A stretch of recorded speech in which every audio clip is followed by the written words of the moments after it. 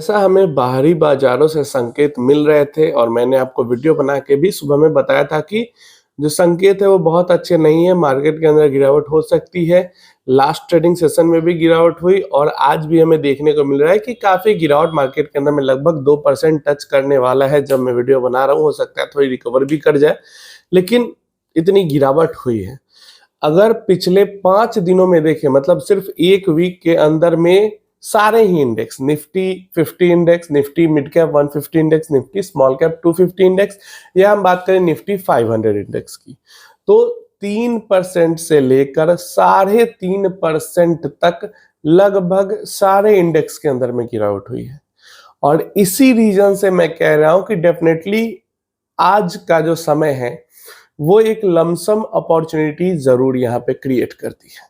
मैंने भी अपने पोर्टफोलियो में जो डायरेक्ट स्टॉक वाला पोर्टफोलियो उसमें थोड़े बहुत फेरबदल किए हैं, और जो म्यूचुअल फंड का पोर्टफोलियो उसमें थोड़े से लमसम इन्वेस्टमेंट किए हैं। क्यों किया है? अब देखो, यही 3% की गिरावट या 5% भी गिरावट हो जाती, लेकिन वो अगर पूरे 1 महीने के दौरान होती, 1 महीने तक गिरता, 1 महीने में 3% 4% गिरता, तो वहां पे मैं लमसम नहीं करता। क्यों? क्योंकि 1 महीने के अंतराल पे पीछे भी एक एसआईपी गई, आगे भी एसआईपी गई, तो वो ऑलरेडी कवर हो चुकी है। लेकिन इस 2 एसआईपी के बीच में ऐसा टाइम पीरियड है जहां पे 1 हफ्ते में ही 3% से ज्यादा की गिरावट हो गई है। इसलिए मैं बात कर रहा हूं कि आज हमारे पास एक लमसम अपॉर्चुनिटी जरूर बनती है। लार्ज कैप में इन्वेस्टमेंट करते हैं तो भी कर सकते हैं, मिड कैप में इन्वेस्टमेंट करते हैं तो भी लमसम कर सकते हैं, और स्मॉल कैप के अंदर इन्वेस्टमेंट करते हैं तो भी कर सकते हैं, क्योंकि लगभग सारे मार्केट कैप वाले स्टॉक्स के अंदर गिरावट हो रही है। और लगभग पिछले 1 हफ्ते में तीनों ही जो इंडेक्स है, Nifty 50, mid cap and small cap, तीनों ही 3% से ज्यादा गिरी है। जो नॉर्मल निफ्टी 50 है वो 3% के पास, जो मिड कैप है 3.1516 के पास, और जो स्मॉल कैप वो 3.5 के पास, और निफ्टी 500 इंडेक्स है वो भी 3.5% के पास गिरी है।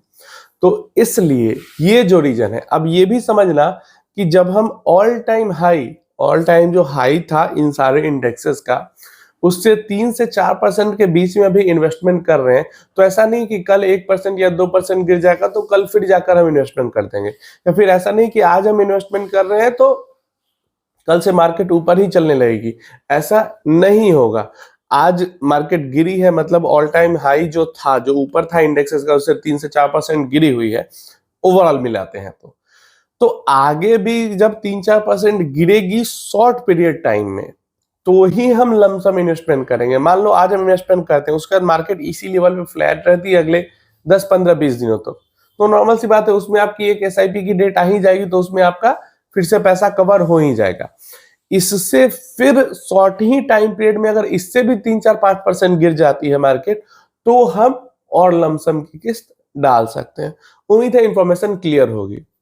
सिंपल, आप 4-4 5-5% का भी एक टाइम पीरियड लेके गिरावट का चल सकते हो कि हाँ, हर 4% या 5% के गिरावट पे हम एक छोटा सा टॉप अप अमाउंट डालेंगे।